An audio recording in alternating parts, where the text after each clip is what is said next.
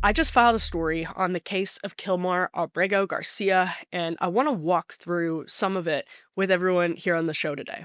The case of Kilmar Abrego Garcia is a rat's nest of conflicting partisan interests. The left is concerned that Donald Trump's deportation of Abrego Garcia represents a new threat to civil liberties.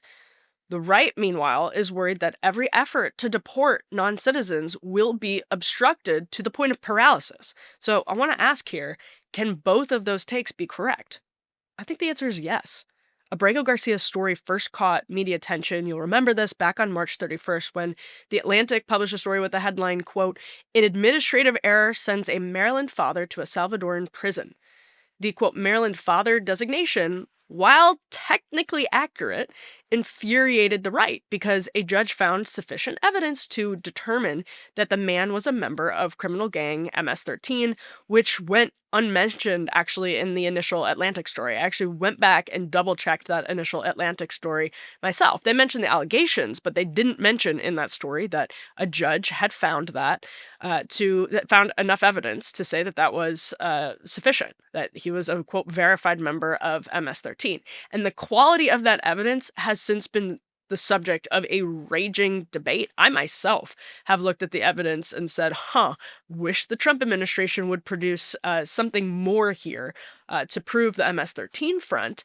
But the Trump administration did take its time in providing more information. It wasn't until I think it was April 16th, so this week, when some relevant new details emerged from Pam Bondi and the Department of Justice, that showed some more detail as law enforcement had examined the allegations that Abrego Garcia had gang affiliations. I still don't think it's definite that Abrego Garcia is MS-13, but the White House waited until after Democratic Senator Chris Van Hollen actually flew to El Salvador to try and return Abrego Garcia. Van Hollen is senator from Maryland. Abrego Garcia was living in Maryland, and a lot of people on the right said that was a really clever trap, that the Trump administration had laid a trap for Democrats by waiting to release this information. If that was what actually happened, and I'm skeptical that's what actually happened, if that is what actually happened, I don't think that does anybody a service. I think weeks ago, the Trump administration, if it had this additional information, should have been transparent about it. And we're seeing this happen with other cases as well. I wonder now if the Trump administration is holding evidence to lay traps for some of these students who, like Ramesa Ozturk, a 25-year-old tough student who was taken off the streets in suburban Boston for writing an op-ed that was critical of Israel's war on Gaza. Do they have more information? In some cases, they're saying they have more information. And in the case of Mahmoud Khalil, if they have more information, I hope that they're providing it as soon as they're able to. I don't know that that was the case here. I hope it will be the case going forward. But nevertheless, the government's original error remains very salient. The original error that the government admitted to right away. Have you ever been the victim of a data breach? I sure have, and actually recently, so let me tell you, it is infuriating. These big corporations play fast and loose with our personal information, and when they mess up, they just move on like nothing happened, and of course, we can't. Meanwhile, no one is putting in any effort to actually protect our privacy from American companies that profit off of our data. Just how easy is it to find your personal information floating around online? You would be shocked. But here's the thing, we don't have to just accept it. We can take control, and that's exactly why I use Aura. Today's sponsor, Aura, does the heavy lifting to keep you safe online. I use it. I love it. They track down data brokers who are selling your personal information and submit opt-out requests on your behalf. If you give Aura a few weeks, and when you search your name, you will start seeing fewer results, which means less spam, fewer robocalls, and more privacy. Like I said, I tried it. I really like Aura, and I've tried other similar products. This one's my favorite. Aura also keeps an eye on the dark web for you, constantly monitoring to see if your personal information has been exposed. And that's really important.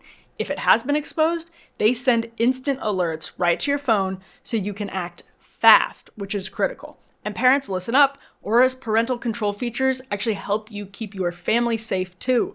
Their mobile app notifies you immediately of any critical threats to your identity.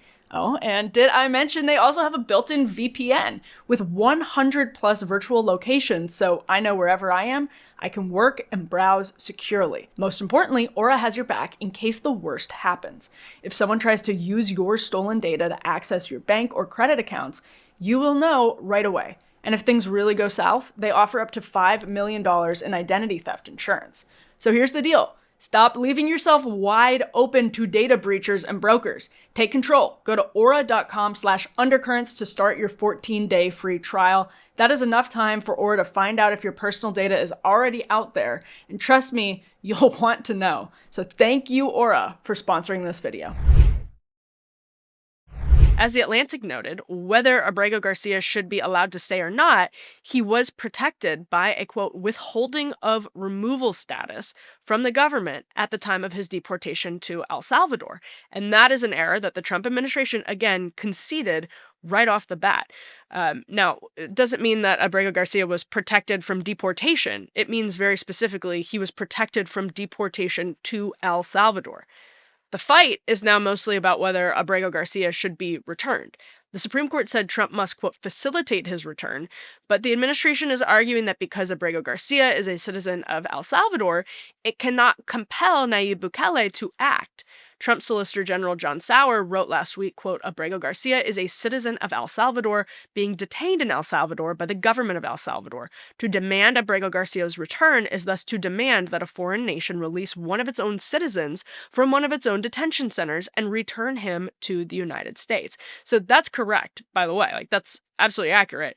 What it omits is that the Trump administration has a wonderful relationship with the Bukele administration, so much so that Bukele was here in Washington this week, and the pair of Trump and Bukele had a very friendly press conference. They have been allies, and if Trump wanted to pressure Bukele to bring Abrego Garcia back to the United States, that would probably take one phone call. The question of deporting Abrego Garcia to another country, which is what you would have to do in order to deport him, you could either get that withholding order removed legally, probably wouldn't be that difficult for the Trump administration, or try to work out an agreement with Mexico, for example, to accept Abrego Garcia. That's also really difficult because there are allegations. An American court did find sufficient evidence to say he was a, quote, verified member of MS-13. So what other country wants to accept Abrego Garcia? Like, this is not an easy case at all. Democrats are arguing that Trump is crossing a constitutional Rubicon by not actively, quote, facilitating Abrego Garcia's return, but that's also not a clear-cut question. Yale law professor Jed Rubenfeld helpfully explained today, quote, the White House may be dragging its feet, and it's not exactly putting pressure on Bukele to let Garcia go, but it has not yet defied the Supreme Court, in part because the court's short, ambiguous order did not define facilitate and did not say exactly what the lower court can and can't do when it comes to clarify the word effectuate. So there is legitimately a granular legal debate happening about the meaning of the word facilitate and effectuate, and if the Trump administration wanted to resolve this, I think in a moral and efficient way, it would simply resolve the question of that withholding protection. So bring Abrego Garcia back, get that order removed, and then work out a deal with Bukele to do what he wants to do with his own citizen. And by the way, I don't agree with the Bukele, we'll get into this in a minute, but Bukele's rule by emergency decree in April of 2025, though he's been very, very successful, amazingly successful at curtailing murder rates, shocking murder rates in his own country. But let's get to that in a moment. Here is what I don't like about all of this.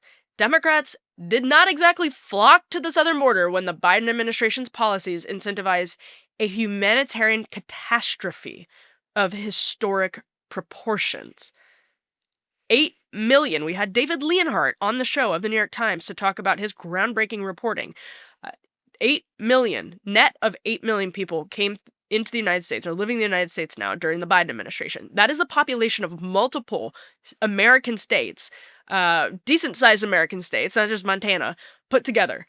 Those are massive. That is a massive number, a staggering number, let alone to be stacked up in the course of one presidential administration. It was an emergency on the border. I was there. The media did cover it, like I just mentioned David Leonhardt, the New York Times. The media did cover it, but the outrage was not at the level I think it proportionately should have been. That's a very difficult thing to quantify. It is a subjective judgment, but it is absolutely my own judgment, and it is hard for me, again, having been there and talked to people who were saying, why isn't this not getting covered? I'm very confident in that judgment. Nevertheless, Abrego Garcia should not have been deported to El Salvador, and he should be returned to face the fair legal process that was agreed upon in this country. But he should also not be allowed to stay. Even if we set aside the MS-13 allegations, and just as there's a legitimate debate happening about whether this is a constitutional crisis, there's a legitimate debate happening about the strength of those MS-13 allegations, Abrego Garcia's asylum claim was made years after he crossed the border illegally. He crossed the border illegally in 2012, stayed for years, and then claimed asylum in 2019 because of gang violence back home in his country, where his family, he said, was in that filing for asylum, was being targeted by gang violence. So he crossed the border illegally. He abused a system that is set up to accept refugees who are actively fleeing political violence. He has failed to show up for traffic hearings. He's actually been accused by his wife of domestic violence. She got a restraining order, a temporary restraining order because of that. And the allegations are really ugly. And he was stopped in Tennessee by law enforcement on suspicion of human trafficking. News Nation has a story on that. I think the Tennessee Star first reported it. News Nation confirmed that with DHS. Apparently, Biden's FBI said to release Abrego Garcia. I have no idea what happened there, but this man's history is not just of a quote, Maryland dad. Again, a technically accurate description, but doesn't really cover the full story. Republicans are rightly irritated by the media circus over this single case. I agree with that, but they're also dismissing the concerns over Abrego Garcia's fate as bad faith hysteria. And I think that's a problem. Yes, Trump made a serious mistake. His administration is not fixing it. He is cozying up to El Salvador's self-described dictator president and flirting with the idea of sending U.S. citizens to Bukele's maximum security prison. This is extremely unwise, and actually, I think if you even take Trump's case and Trump's goals and take the MAGA lens on here, put the MAGA lens on here, it is a waste of political capital. You find all of these polls right now where a majority of Americans, not just Republicans, support quote, mass deportations. Now, that changes a little bit when you describe what deportations would look like, but the point that makes is there is political capital behind the idea of mass deportations because our asylum system, and by the way, I think mass deportations, it depends how you define mass, but our asylum system was abused beyond the point of meaning for a very long period of time under Joe Biden, or I should say a relatively short period of time in the span of how many people actually were able to abuse it, but for years. And so that leaves the Trump administration with a real mess. It's not Donald Trump's fault that he's in this situation, but it is a situation that he has to deal with. So two things can be true at once. The left is, again, guilty of double standards on illegal immigration. But it is also making a legitimate point about the severity of the error that sent Abrego Garcia to El Salvador. It was not an amusing mishap. Due process is meant to protect the government from rendering injustices, even and especially when the person on the other side isn't the most sympathetic case study. This is why I find the GOP's infatuation with Bukele to be grating. America is not El Salvador. Bukele is filling his prisons like the maximum security prison holding Abrego Garcia on the basis of emergency powers that suspend some of his citizens' rights. They have wrongfully imprisoned at least 7,000 people who were later released under Bukele, and again, to their credit, later released. But this is a sort of shoot now, ask questions later approach, and it might be popular in El Salvador, which is plagued by gang violence, the likes of which we could not imagine in the United States. Semaphore had a great chart comparing the murder rate in El Salvador before and after Bukele took over to the United States murder rate in recent years. We're talking staggering levels of violence, and it's hard to even capture how violent and like constantly roiled by tragedy and violence. El Salvador was before Bukele came over. What he has done for safety in that country is incredible. It is a genuine achievement. Doesn't mean I have to agree with all of the means, and it doesn't mean the American government has to cozy up and look as though it's giving the stamp of approval to all of those to all of those means, I should say, by acting as though Bukele is some sort of moral champion. He can run his country how he wishes, but the Trump administration doesn't need to actually pay him $6 million a year to take its deportees. Whether they're Venezuelan, Venezuela is not accepting deportations right now, and a lot of the people that the Trump administration wants to deport are Venezuelan, or whether they're Salvadorian. Bukele can pay for his own citizens' detention, and he can pay for his own prisons, and America can find a different solution to this. It all makes the Trump administration's disinterest in correcting its own error in Abrego Garcia's case seem like a genuine disinterest in the rule of law, especially when you combine it with Donald Trump talking about sending American citizens on Fox News in a recent interview this week to El Salvador.